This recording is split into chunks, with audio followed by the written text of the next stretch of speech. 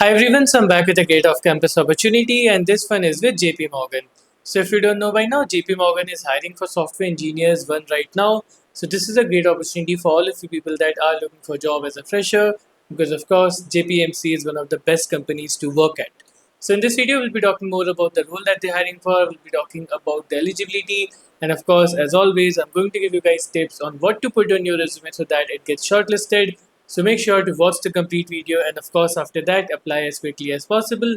The link to apply is going to be in the description box. And if you're someone who's having difficulty with off-campus placements, if you're not able to get a call back with your resume, or you're unable to crack the interviews, you're not able to crack the OA or the technical interview, or any other issues you're getting in your placement journey, then you can connect one-to-one with me, where I'll personally help you and guide you and make sure that you're able to crack your dream company. I've already helped hundreds of students. You can check the testimonials out on my profile. So yeah, again, the link to connect one-to-one with me is going to be in the description box. All right, coming back to this opportunity. So JPMC is hiring for SDE1, which is Software Development Engineer 1 or Software Engineer 1 basically. And this is a great opportunity because I haven't seen JPMC hiring in a long time, right? I haven't seen JP Morgan hiring in quite some time. And finally, they're hiring for Software Engineer 1.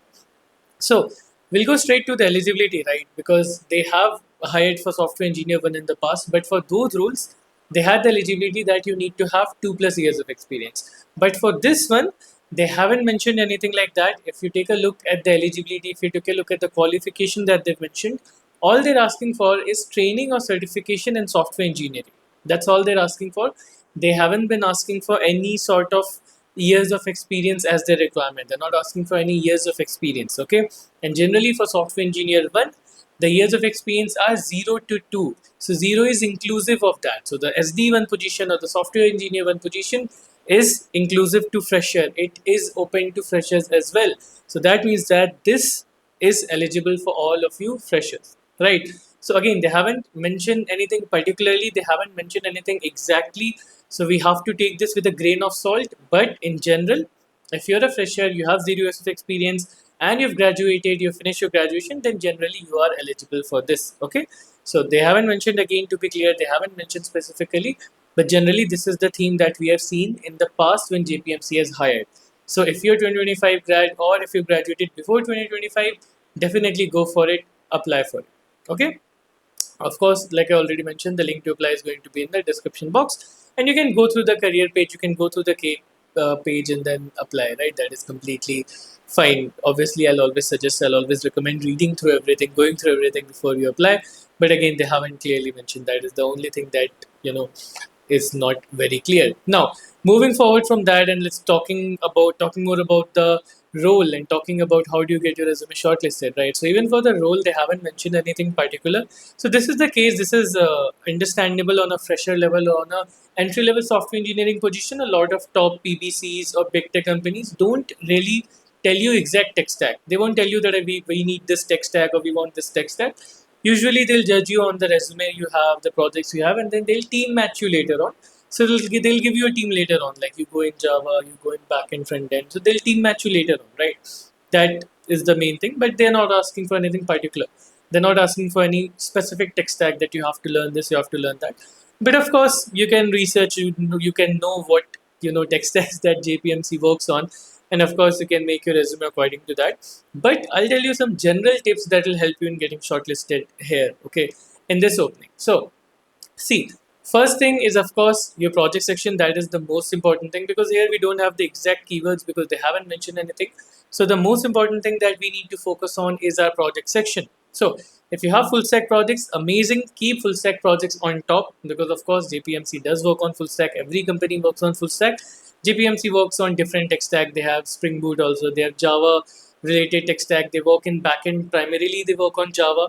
So if you have Java, it can help you. But again, they're not asking for Java specifically, but they do work with Java. So anyways, my point is, have one full stack project in your resume.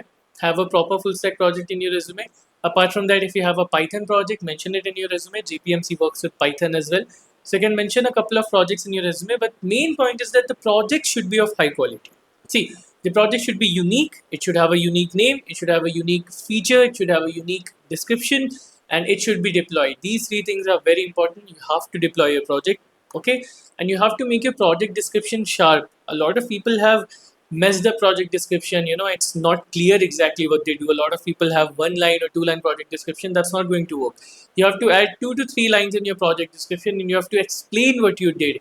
You have to explain what tech stack did you use and what did you achieve. See, for project description, this is what you need to write.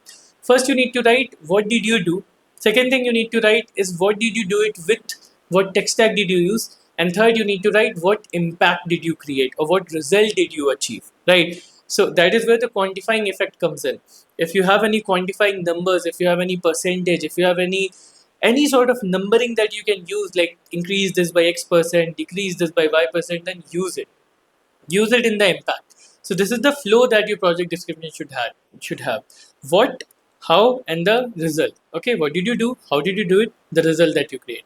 Okay, apart from that, if you have any internship experience, showcase that. If you have any certification, showcase that. If you have any certifications by JPMC, showcase that, because I recently made a video about a certification by JP Morgan and Chase. So JPMC themselves have made a certification. If you do that, you can showcase under your certification, right? Apart from JPMC, if you have any certification from a company like IBM, Oracle, you can definitely showcase it in your resume, because these are the things that will 110% give you an edge in getting shortlisted, because they've specifically said if you have certifications or formal training in software engineering, that will help you. So if you have certifications, feel free to mention that. You should mention that. Apart from that, JPMC does care about your problem solving skills as well. You'll have DSA, of course, in the interview. So if you have a little bit of good rating, if you have a little bit of any credential in a competitive programming website or even lead code, any coding website, mention it. Okay, you can mention 1 line about DSA ki solved XYZ problems, got this rank, got XYZ rank. You can mention it. Okay, so do all of these things, and after that, you'll have a great chance of getting shortlisted. Okay. Once you get shortlisted, of course, the next thing that you're gonna have to come across are going to be the interviews. Now, the interviews at JPMC are not going to be that difficult. It's going to be around medium or medium to hard. It's not going to be too much hard. So what I'll be doing, I'll be giving you guys few interview experiences articles in the description box. From there, you'll be able to understand what the interview process of JPMC is going to be, so that you can prepare accordingly. So have a good look at the description box, because you'll find resources there, you'll find details, links, and everything there. So have a look and then apply ASAP. So yeah, that's pretty much it. And I'll be bringing you guys a lot more opportunities. So make sure that you subscribe and watch out for more videos.